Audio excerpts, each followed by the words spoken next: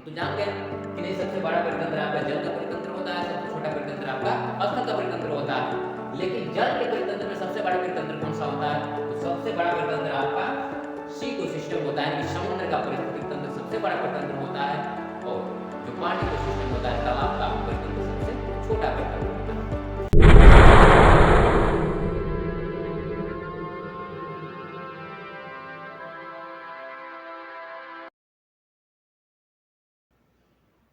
आज के क्लास में हम पढ़ेंगे इकोलॉजी, यानी कि पारिस्थितिकी। क्या होता है इकोलॉजी? इकोलॉजी में किन चीज़ों का अध्ययन किया जाता है? तो इस क्लास में आज इकोलॉजी के बारे में पढ़ेंगे। सर्वप्रथम अगर बात करें कि इकोलॉजी की खोज किसने किया था? तो इकोलॉजी की खोज सर्वप्रथम अर्नेस्ट हैकल ने किया। और अर्नेस्ट हैकल ने जब इकोलॉजी का अध्ययन किया तो इस इकोलॉजी के अंतर्गत समग्र पर्यावरण की वो वस्तुएं आती हैं जिसमें एबायोटिक कंपोनेंट और बायोटिक कंपोनेंट दोनों में जो परस्पर संबंध होता है वही आपका इकोलॉजी होता है। क्योंकि इकोलॉजी का जब अध्ययन किया जाता है तो मान लीजिए कि आपकी पृथ्वी है और पृथ्वी के चारों तरफ जैवमंडल है, और इस जैवमंडल में उपस्थित जितने जीव होते हैं, ठीक, उनका जो परस्पर संबंध होता है पूरे हमारे इन्वायरमेंटल से होता है, पर्यावरण से होता है। ठीक, इसमें बायोटिक कंपोनेंट और प्लस ए बायोटिक कंपोनेंट दोनों पार्ट पाए जाते हैं, और दोनों एक दूसरे के ऊपर आश्रित होते हैं, इनमें परस्पर संबंध होता है, और इसी अध्ययन को हम कहते हैं इकोलॉजी। अब इकोलॉजी में किसका किसका अध्ययन किया जाता है? तो इकोलॉजी में एक नाम उभर कर आता है, इकोसिस्टम।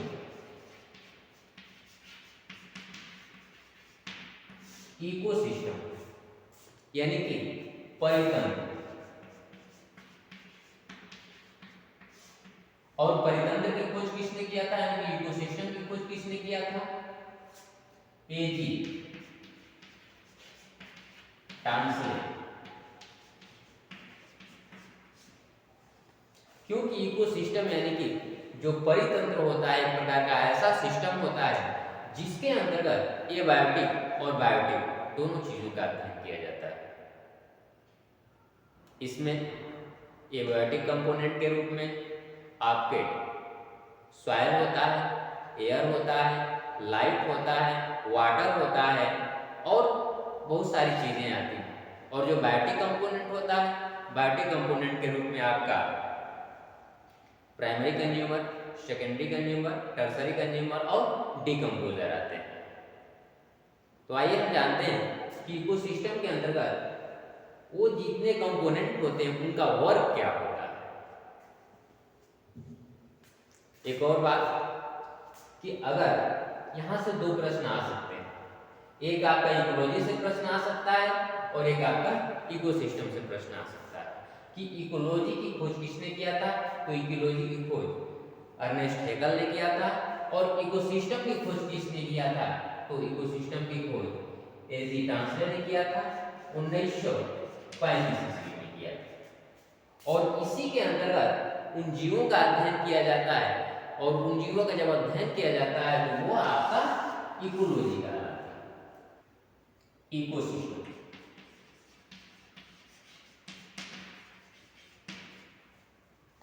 अब सवाल यह है कि इकोसिस्टम क्या है, परितंत्र क्या है, और पूरे पृथ्वी पर सबसे बड़ा परितंत्र और सबसे छोटा परितंत्र कौन सा होता है। यहां से प्रश्न आ सकते हैं कि पूरे विश्व में सबसे बड़ा इकोसिस्टम कौन सा है, और सब पूरे विश्व में सबसे छोटा इकोसिस्टम कौन सा है। तो देखिए, इकोसिस्टम दो प्रकार के होते हैं, परितंत्र दो प्रकार के होते हैं। एक आपका एक्वाटिक इकोसिस्टम होता है, और एक आपका टेरेस्ट्रियल इकोसिस्टम होता है। इक्वेटिक इकोसिस्टम का मतलब जलीय परितंत्र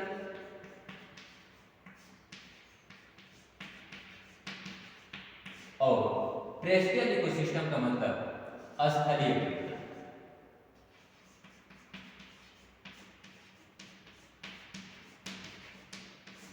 अगर सबसे बड़ा परितंत्र होता है तो आपका इक्वेटिक इकोसिस्टम होता है, यानी कि जलीय परितंत्र होता है, क्योंकि स्थलीय परितंत्र बहुत छोटा होता है। अब इसमें भी कई प्रकार के इकोसिस्टम आ जाते हैं। जलीय परितंत्र में आपका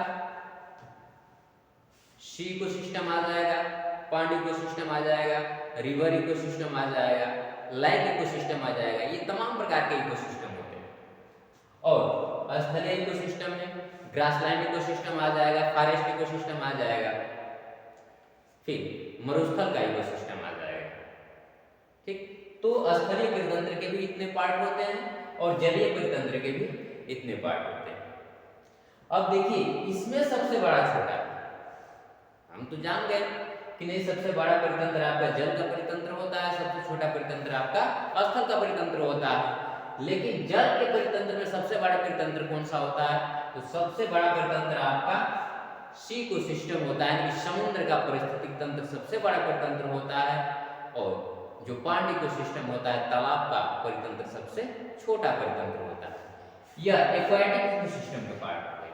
अगर टेरेस्ट्रियल इकोसिस्टम का पार्ट होता है तो समझ लीजिए कि मरुस्थल का जो परितंत्र होता है सबसे बड़ा परितंत्र होता है, और घास के मैदान का परितंत्र सबसे छोटा परितंत्र होता है।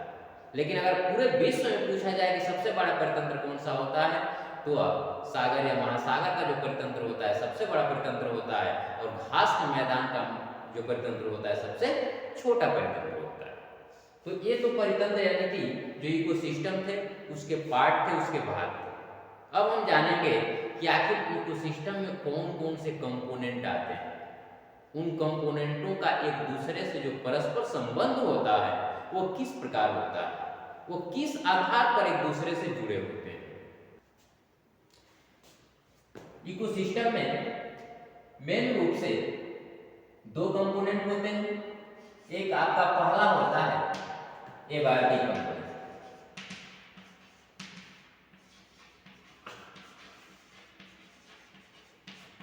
यानी कि अजैवीय घटक।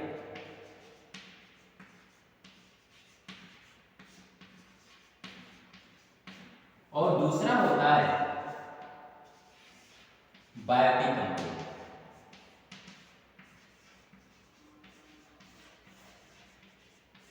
यानी कि जैवीय।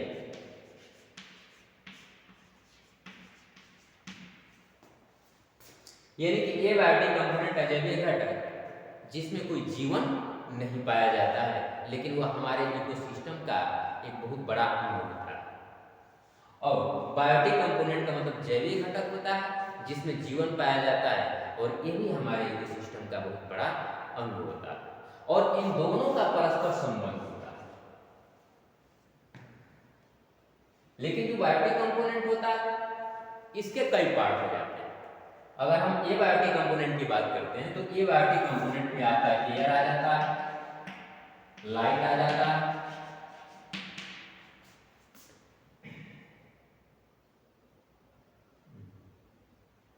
सॉइल आ जाएगा, वाटर आ जाएगा, ईटी। यानी कि air, light, soil, water, etc, ये आपके एबायोटिक कंपोनेंट के पार्ट हो जाते हैं। और जो बायोटिक कंपोनेंट होता है, बायोटिक कंपोनेंट मेन रूप से तीन प्रकार का होता है।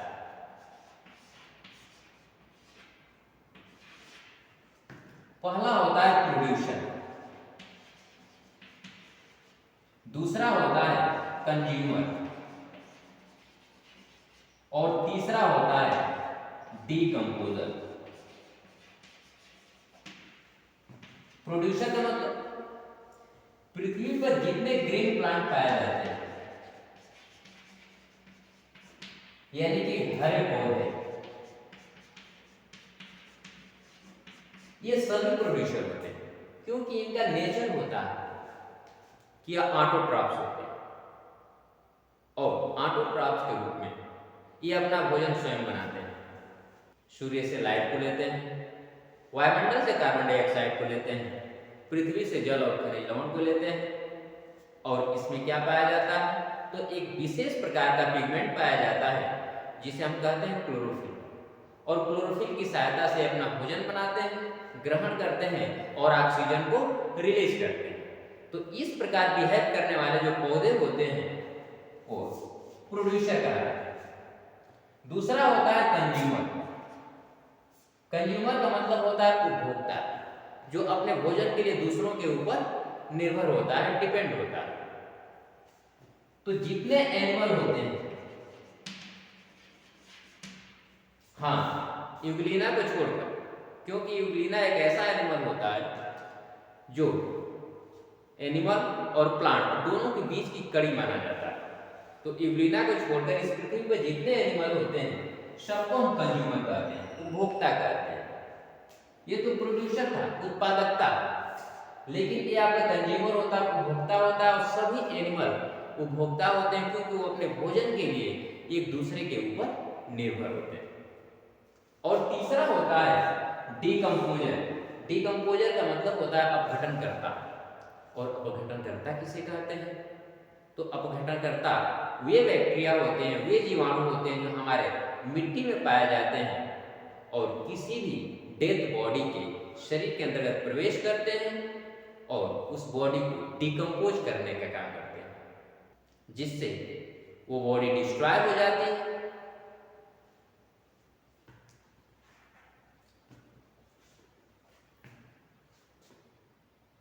अब बॉडी डिस्ट्रॉय कैसे होती है, डिकम्पोजन कैसे उनको डिकम्पोज करते हैं? तो पूरी बॉडी रासायनिक पदार्थों की बनी होती है और जब ये उसमें प्रवेश करते हैं तो उस सभी रासायनिक पदार्थों को भौतिक पदार्थों में चेंज करते हैं, ठीक है, जिससे वो गैस के रूप में बाहर की तरफ निकलता है और बदबू देना शुरू करता है। और इस तरह से उस बॉडी को धीरे धीरे करके डिकम्पोज करके वहाँ से नष्ट कर देते हैं। तो एक काम किसका होता है? डिकम्पोजर का होता है। ये भी दो प्रकार के होते हैं, एक फाइटोप्लैंक्टन होता है और एक जूप्लैंक्टन होता है। फाइटोप्लैंक्टन का मतलब वह बैक्टीरिया जो पौधों की बॉडी को डिकम्पोज करे, और जूप्लैंक्टन का मतलब वह बैक्टीरिया जो जंतुओं की बॉडी को डिकम्पोज करे। तो इस पृथ्वी पर, इस पूरे पर्यावरण में, इकोसिस्टम के अंतर्गत इनका होना अति आवश्यक होता है। ठीक, अब आइए जानते हैं कंज्यूमर क्या होता है और इसके कितने पार्ट होते हैं और ये किस प्रकार एक दूसरे के ऊपर निर्भर होते हैं। इस पूरे पारिस्थितिक तंत्र के अंतर्गत हमने आप लोगों को प्रोड्यूसर का वर्क बता दिया कि प्रोड्यूसर का वर्क क्या होता है इस पर्यावरण के अंतर्गत। अब जो कंज्यूमर होता है यानी कि उपभोक्ता होता है, वो अपने भोजन के लिए दूसरे के ऊपर निर्भर होता है। अब ये तीन प्रकार के होते हैं। एक होता है प्राइमरी कंज्यूमर, दूसरा होता है सेकेंडरी कंज्यूमर और तीसरा होता है टर्सरी कंज्यूमर। यानी कि प्राइमरी कंज्यूमर का मतलब हर्बिवोरस, सेकेंडरी कंज्यूमर का मतलब कार्निवोरस और टर्सरी कंज्यूमर का मतलब ओमनिवोरस। हर्बिवोरस यानी कि शाकाहारी, कार्निवोरस ये आपका मांसाहारी होते हैं और ओमनिवोरस ये सर्वाहारी होते हैं। ठीक, ये पूरी तरह से सिस्टम बन रहा है, इसके ऊपर कंज्यूमर डिपेंड होता है। ठीक, कंज्यूमर के इतने पार्ट होते हैं, प्राइमरी कंज्यूमर, हार्बिवोरस, यानी कि वे कंज्यूमर होते हैं जो कि पूर्ण रूप से शाकाहारी होते हैं और ये अपने भोजन में पौधों को ग्रहण करते हैं, जैसे काऊ, गोट इत्यादि, गाय, भैंस, बकरी, ये जितने होते हैं ये आपका हार्बिवोरस एनिमल होते हैं, यानी कि शाकाहारी, जिसे हम प्राइमरी कंज्यूमर कहते हैं। ये अपने भोजन के रूप में पौधों को ग्रहण करते हैं। सिस्टम बन रहा है। दूसरा होता है सेकेंडरी कंज्यूमर यानी कि कार्निवोरस। कार्निवोरस का मतलब होता है मांसाहारी। और ये वे एनिमल होते हैं जो अपने भोजन के लिए ये प्राइमरी कंज्यूमर के ऊपर डिपेंड होते हैं। प्राइमरी कंज्यूमर प्रोड्यूसर के ऊपर डिपेंड होता है, सेकेंडरी कंज्यूमर प्राइमरी कंज्यूमर के ऊपर डिपेंड होते हैं। जैसे